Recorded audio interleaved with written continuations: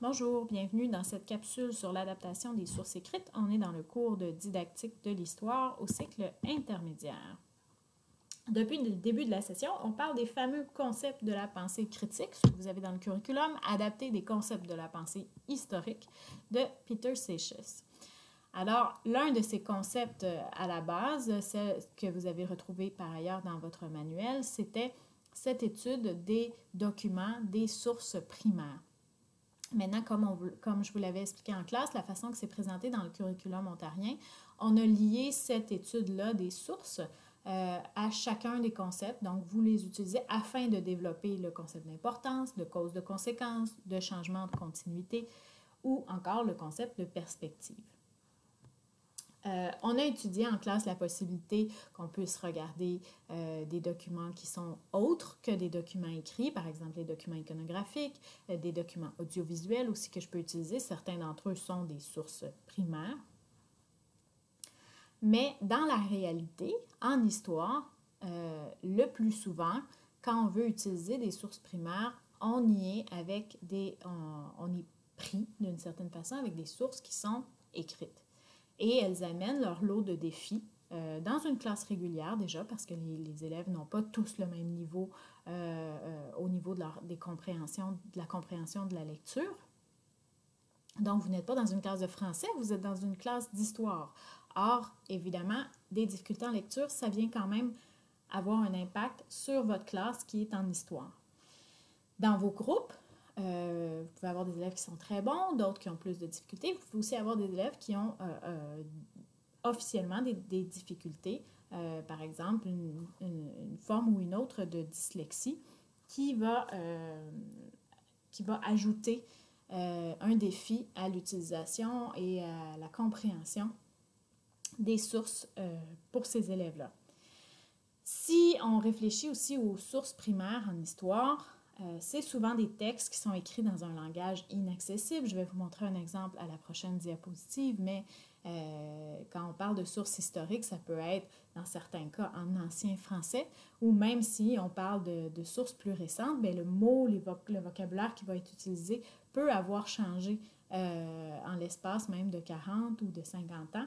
Je pense à cet exemple du manifeste du Front de libération du Québec en 1970. Le poids des mots n'est pas le même. Vos élèves pourraient être choqués de voir le mot tapette. Ils ont raison d'être choqués, mais en même temps, il faut le replacer dans le contexte de 1970. Probablement qu'un manifeste en 2017 inclurait pas ce mot-là. Donc, le vocabulaire qui a changé, les mots qui n'ont pas toujours la même portée. Donc, les concepts aussi qui sont présents dans les textes qui peuvent être abstraits. Donc, on a plusieurs obstacles. Si vous allez chercher des sources primaires sur des sites d'archives, bien là, vous pouvez avoir des textes qui sont très, très longs aussi. 800, 900 mots ou plus que ça. Ou même si on est juste dans l'ordre du 400 ou du 500 mots, ça peut être beaucoup pour des élèves, surtout les élèves plus jeunes, 7e, 8e année. Ce sont des textes qu'on ne peut pas simplement leur donner comme ça et s'attendre à ce qu'ils les comprennent ou qu'ils n'aient pas de difficulté à les lire. Est-ce que ça veut dire qu'à cause de ces difficultés-là, on décide de ne pas utiliser ces sources-là en classe? Évidemment, vous savez que je vais vous répondre, il faut les utiliser quand même. Mais il faut penser à comment je les utilise, puis il faut qu'une fois que je décide de les présenter, j'ai réfléchi à comment je vais les présenter et possiblement que je les ai adaptés. Okay? Et là, c'est une possibilité, ça dépend des élèves que vous avez devant vous, mais il y a des façons d'adapter les sources. Alors ici, on a une source primaire de Jacques Cartier, telle qu'elle, évidemment, ça a été réécrit, redactylographie, on pourrait dire, sauf que l'ancien français a été conservé intégralement dans la version qu'on a ici. Donc, si vous êtes à lire ce texte, vous allez constater qu'il est très difficile à comprendre, même pour vous. Donc, on comprend qu'on ne peut pas présenter ce texte-là sans préparation en classe ou sans adaptation. Or, vous êtes chanceux, c'est-à-dire que le plus souvent, des textes comme ça ont été adaptés. Dans vos manuels scolaires en particulier, les textes vont déjà avoir été simplifié, raccourci, mais dans un français un peu plus accessible. Donc, ça va faciliter votre usage de ce type de source-là. Maintenant, parfois, vous allez être passionné par un sujet, vous allez pouvoir aller trouver un document en ligne et ça se peut que ce soit vous qui ayez à faire ce travail de simplification-là. Dans le cas du texte de Jacques Cartier, moi, en cherchant en ligne, j'ai trouvé une simplification, mais elle date de 1843 et même si vous faites la lecture en ce moment, vous allez voir qu'il continue d'avoir des obstacles. Ça reste un texte qui est assez complexe. Mais à partir de celui-là, je pense qu'on pourrait déjà aller travailler. On pourrait modifier des phrases si on a vraiment des élèves qui ont des difficultés ou les amener à travailler en équipe pour essayer de comprendre de façon inductive, qu'est-ce que Jacques Cartier a voulu dire ici. Et évidemment, bien, tout ça, ça n'exclut pas le travail de contextualisation de cette source-là, de corroboration, ça veut dire d'aller voir est-ce qu'il y a d'autres textes, de comparaison, je veux aller voir qu'est-ce que d'autres textes disent sur le même sujet et je dois le mettre aussi, me rappeler que c'est Jacques Cartier avec sa perspective européenne qui est en train de parler de ce qu'il voit. Donc, même si je retournais au texte précédent, j'aurais probablement un certain nombre d'adaptations à faire. Et plus simplement, là, selon les textes que vous allez choisir, il y a des étapes que vous pouvez suivre. Il y a des chercheurs qui se sont intéressés à l'adaptation des sources. Donc, on a Weinberg et Martin, ça date de 2009, qui nous donnent des exemples de ce qu'on peut faire, de stratégies qu'on peut utiliser pour utiliser des sources qui sont un peu trop complexes. Donc, 3 choses. Il y a la synthétisation, et là, j'aimais peut-être mieux le mot en anglais, là, focusing. Le document devrait être limité à 200 ou 300 mots pour des élèves du secondaire. Donc, là, vous ajustez, hein, si vous êtes en 7e année ou en 10e année, il y a une différence. Vous aussi, vous allez vous fier à la perception des capacités que vous avez de vos élèves. Donc, vous le savez, s'ils sont aussi, peut-être qu'ils sont déjà habitués à lire ce type de source-là, si ça a déjà été fait ou pas, donc si c'est la première expérience. Tout ça, c'est à prendre en compte dans le type de texte que vous choisissez et dans la longueur du texte que vous allez présenter. Peut-être que s'il est trop long, mais c'est à vous de le synthétiser. Vous pouvez couper des phrases, vous pouvez aller à l'essentiel, vous vous concentrez sur les éléments les plus importants du texte. Donc là, comment on fait ça? Bien, par exemple, si je m'intéresse à la population, bien, je vais prendre dans mon texte les éléments qui s'intéressent à ma question. Et je vais laisser de côté les éléments qui ne sont pas aussi importants par rapport à ma question de départ pour aider les élèves à comprendre, à aller chercher l'essentiel.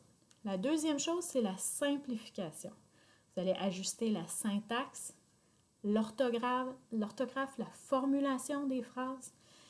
Donc, des fois, on a des phrases très, très longues, mais je peux ajuster ma ponctuation. Je peux en faire 2 ou 3 phrases pour m'assurer que tout au long du texte, les phrases ont une longueur à peu près équivalente. Si le vocabulaire est vraiment trop complexe, bien, je peux aller changer certains mots ou mettre en parenthèse un mot qui viendrait aider les élèves à comprendre, les aider à comprendre de quoi il s'agit. Je peux aussi reformuler des phrases. Et là, on va voir, il y a des gens qui sont un peu contre ça parce que là, on est en train de jouer vraiment avec le contenu d'une source primaire. Mais dites-vous que c'est quand même de donner accès à vos élèves à une forme de source primaire. On pourrait toujours, vous allez voir à la prochaine diapositive, je vous disais, je peux mettre l'original à côté puis mettre la version que j'ai simplifiée puis dire à mes élèves, en toute honnêteté, je l'ai retravaillé pour vous la rendre plus claire pour vous. Mais vous pouvez toujours vous fier à l'original. Cette formulation des phrases, des fois, c'est vraiment complexe pour les élèves. Donc oui, je peux décider d'aller la changer pour qu'ils comprennent de quoi il est question. Vous pouvez aussi ajuster la présentation. Ça, c'est quelque chose qui ne sera pas nécessairement fait dans les manuels où c'est souvent écrit en petites pattes de mouche et tout, mais pour aider vos élèves à la lecture d'un texte, vous allez choisir une police de caractères simple et large.